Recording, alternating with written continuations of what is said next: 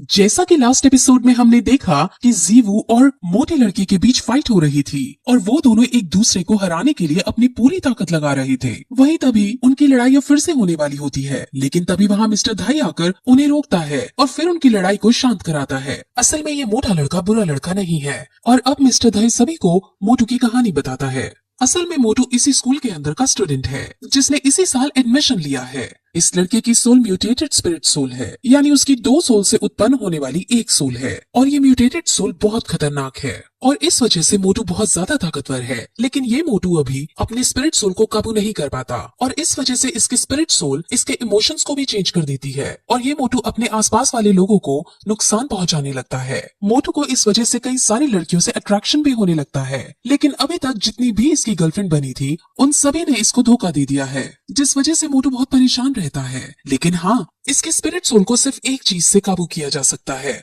और वो चीज है इसको भरपेट खाना खिलाना। ये सब सुनकर बाकियों को बहुत अजीब लगता है क्योंकि यहाँ आकर वो बहुत अजीब अजीब चीजों का सामना कर रहे थे और उन्हें समझ आ जाता है कि ये सच में एक मॉन्स्टर स्कूल है। अब मिस्टर धाई उसे बाकी स्टूडेंट से इंट्रोड्यूस कराता है। वहाँ अब ऑस्कर भी आता है जो उन सबको अपना इंट्रोडक्शन देता है और वो निंग रोंग रोंग के सामने अपनी हेकड़ी भी दिखाने की कोशिश करता है, यानी उसे इम्प्रेस करने की कोशिश करता है। उसने अपनी बियर्ड भी कटवा ली होती है, लेकिन निंग रोंग रोंग इससे बिल्कुल इम्प्रेस नहीं होती, बल्कि उसे इसके इस पागलपन पर इरिटेशन होने लगती है। अब फिर वहाँ स्कूल का दिन आता है और जीवू समझ जाती है कि ये दिन तो वही है जो पहले शॉपकीपर बने हुए थे और इन्हीं से इन्होंने वो हेयर क्रिस्टल खरीदा था। असल में वो शॉपकीपर का काम भी करते हैं और यहाँ के डीन भी हैं। वो फिर सब बच्चों को एक लाइन में खड़ा करते हैं और फिर उन्हें टास्क देना शुरू करता है। वो सबसे पहले निंग रोंग रोंग को और ऑस्कर को बुलाकर उनसे इस जगह के 20 राउंड मारने को कहता है और उन्हें भेज देता है। बाकी बच्चों को वो मिस्टर धाई से यहाँ के रूल समझाने को कहता है और फिर टैंग शैंग को अपने ऑफिस में मिलने के लिए बुलाता है। वहाँ वो थोड़ी ग्रैंड मास्टर के बारे में बातें करते हैं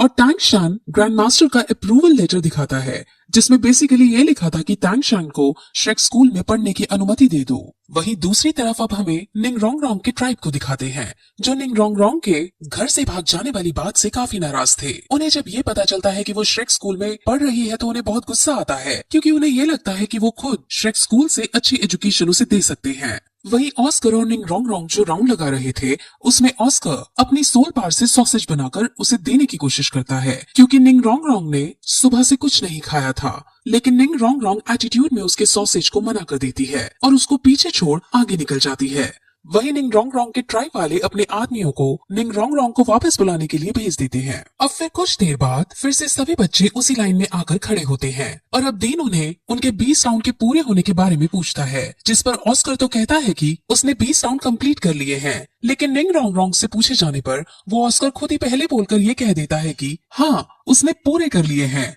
अब वो ऑस्कर को आगे बुलाकर उसे शाबाशी देते हैं और फिर तुरंत उसे 20 राउंड और मारने के लिए कह देते हैं। ये सुनकर ऑस्कर को बुरा तो लगता है, लेकिन अपनी टीचर की बात को वो मना नहीं कर सकता था, जिस वजह से वो 20 राउंड फिर से मारने के लिए चला जाता है। असल में उन्हें समझ आ गया था कि निंग रोंग रोंग ने 20 राउंड नहीं मारे हैं और ऑस्कर ने झूठ बोला है। ऑस्कर ने तो पहले 20 राउंड कंप्लीट कर लिए थे, लेकिन उसने निंग रोंग रोंग के लिए झूठ बोला था। अब वो निंग रोंग रोंग को डांटने लगते हैं और ऐसा करने पर निंग रोंग रोंग को भी गुस्सा आ जाता है और वो अपने टीचर से पलटकर ऊंची आवाज में बोलने लगती है और कहती है कि ये सिर्फ एक स्कूल है और कोई जंग का मैदान नहीं जो हर बात मानी ही जाए। असल में निंग रोंग रोंग का ट्राइब बहुत बड़ा और शक्तिशाली ट्राइब था, जिस वजह से वो हमेशा एरोगेंसी और घमंड में रहा करती थी और वो सबसे उल्टा उल्टा ही बोला करती थी। अब डीन उसको इस स्कूल से बाहर चले जाने को कहता है और मिस्टर धाई से इसका सामान पैक करने को कहता है, जिस पर निंग रोंग रोंग धमकी देती है कि अगर ऐसा करने की कोशिश भी की तो मेरे ट्राइब वाले तुम्हें छोड़ेंगे नहीं। लेकिन डीन इसकी बातों से नहीं डरता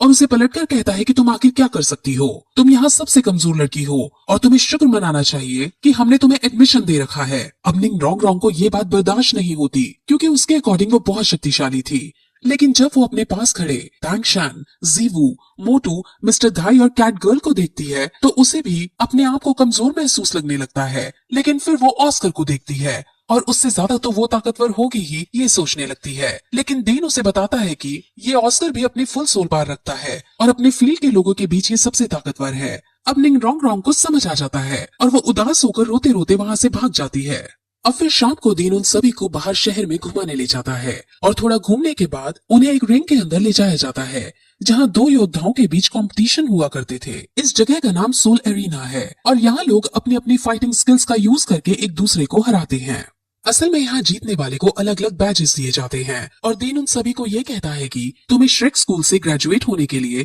कम से कम सिल्वर बैज तो यहाँ हासिल करना ही होगा। अब वो लोग अंदर जाते हैं जहाँ मिस्टर धाई उन सभी को ये बताता है कि वो 29 मैचेस जीते हैं और 27 मैचेस हारे हैं, जिस वजह से उसका स्कोर 2 है। अब मोटू अपना स्कोर बताता है और उसका स्कोर 9 है। असल में मोटू की सोल पार कम है, इसलिए उसके पास कम ताकतवर योद्धा आते हैं, लेकिन क्योंकि मिस्टर धाई की सोल पार ज्यादा है इसलिए उसके पास बहुत ज्यादा ताकतवर योद्धा लड़ने को आते हैं। अब फिर जीवू और तांगशान अपना अपना नाम लिखवाने के लिए काउंटर पर जाते हैं और वो 2 वर्सेस 2 के लिए अपना नाम लिखवाते हैं और उनकी टीम का नाम सांगवू रखा जाता है। अब फिर रिंग के अंदर सबसे पहले जीवू और एक दूसरे योद्धा को लड़ने के लिए बुलाते हैं और उन दोनों की फाइट अब शुरू की जाती है। ओपोनेंट के पास आयरन राइनो की सोल पार थी और वो बहुत ताकतवर था, लेकिन जीवू भी कम नहीं थी। जीवू बिना सोल पार का यूज किए उस पर हमला करती है और कुछ ही देर की शानदार फाइट में जीवू अपनी स्किल का यूज करते हुए उसे मार गिराती है और इस मैच की विनर बन जाती है। अब अगला match Tangshan versus Cat Girl होना है और अब उन दोनों को रिंग के अंदर बुलाया जाता है।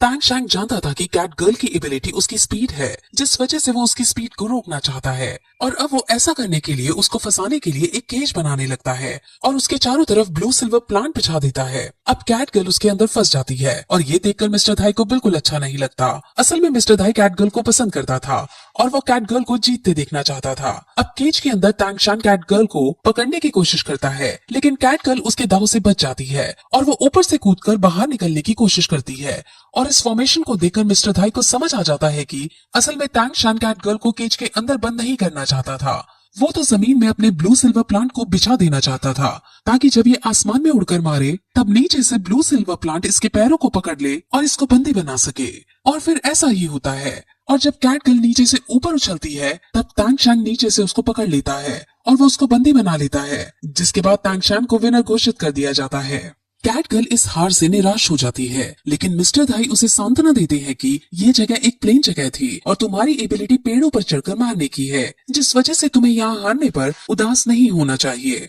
अब फिर 2 वर्सेस 2 राउंड शुरू किया जाता है, जिसमें एक टीम में जीवू और तांगशान रहते हैं और दूसरी टीम में 2 हैमर सोल पार के भाई रहते हैं। उसमें से एक आयरन टाइगर है और दूसरा आयरन ड्रैगन है और वो दोनों ही बहुत ज्यादा शक्तिशाली हैं। वो दोनों रैंडम स्किल हैमरिंग का यूज करके तांगशांग और जीवू पर हमला करते हैं और हालांकि तांगशांग भी उन पर हमला करता है, लेकिन वो दोनों भाई बहुत ज्यादा शक्तिशाली थे और तांगशांग उनका कुछ नहीं बिगाड़ पाता और लड़ाई के बीच उनमें से एक भाई तांगशांग पर हैमर से वार कर देता है, जिस वजह से तांगशांग बहुत घायल हो जाता है। हालांकि वो घायल होने से पहले उन दोनों को अपनी ब्लू सिल्वर प्लांट के अंदर फंसा देता है। जीवू तांगशांग को घायल देख बहुत गुस्से में आ जाती है और वो अब सीरियस होकर उन दोनों के ऊपर अपनी ब्लेड फेंकती है, लेकिन ये मैच सिर्फ एक कंपटीशन था जिसमें हार जीत तो होनी ही थी, लेकिन जीवू के फेंके हुए ब्लेड उन दोनों की जान ले सकते थे, जिस वजह से तांगशान अपना हिडन वेपन उनकी तरफ फेंक कर उन्हें मरने से बचा लेता है और फिर वो दोनों भाई इनकी ताकत को देखकर खुद ही अपनी हार एडमिट कर लेते हैं और शानवू को अब विनर घोषित कर दिया जाता है।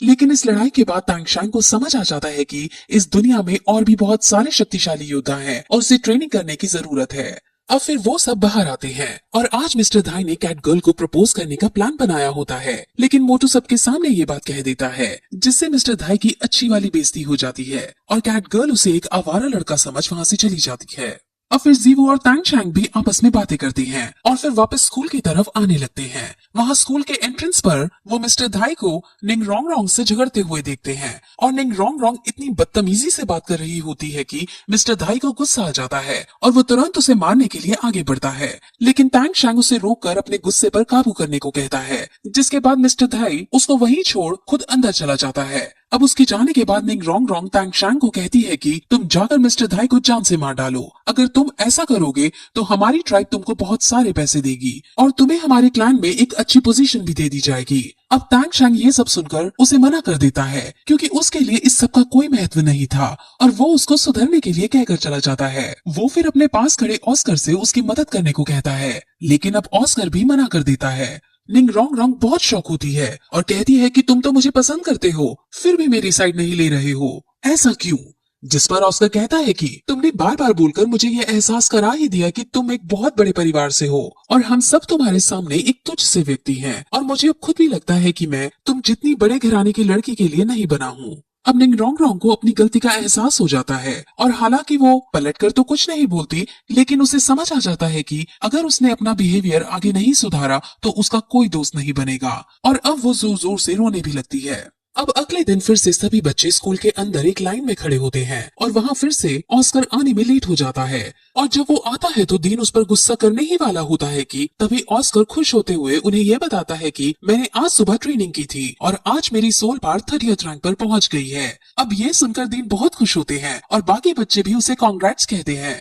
क्योंकि 4 सोल बार को रैंक 30 पर पहुंचना बहुत मुश्किल वाली बात थी। अब रैंक 30 से आगे बढ़ने के लिए उसे अपनी सोल बार में स्पिरिट रिंग ऐड करनी है और इसीलिए उसे एक बीस्ट को मारना है। इसलिए डीन उन सबको ये ऑर्डर देता है कि तुम सब आज जंगल जाकर बीस्ट को मारोगे ताकि ये उसके अंदर से स्पिरिट रिंग को हासिल कर सके। अब वो इस बात की सेलिब्रेशन के लिए ऑस्कर से सबको एक एक सॉसेज देने को कहता है और वो खुश होकर सॉसेज बनाने लगता है, लेकिन कोई भी उसका सॉसेज नहीं खाना चाहता था। लेकिन जब उसका सॉसेज बनकर रेडी हो जाता है तो अब सबसे पहले निंग रोंग रोंग उसके सामने आती है और उसके दोनों सॉसेज खा लेती है और ये देखकर सब बहुत शॉक होते हैं। अब फिर वहाँ मिस्टर जाओ भी आते हैं और वही इनको जंगल ले जाने वाले हैं। अब सब मिस्टर जाओ की गाइडेंस में जंगल के अंदर शिकार करना चालू करते हैं, लेकिन उन्हें अभी कोई पीस दिखाई नहीं देता। वहाँ एक जगह ऐसी भी आती है जहाँ ऑस्कर चलते चलते खाई में गिरने लगता है, लेकिन निंग रोंग रोंग उसे बचा लेती है और अब निंग रोंग रोंग की तरफ से भी हमें एक रोमांटिक एंगल देखने को मिलता है। अब जंगल में घूमते घूमते वो दूसरे टाउन में आ जाते हैं और वो यहाँ एक रात रुकने का डिसाइड करते हैं।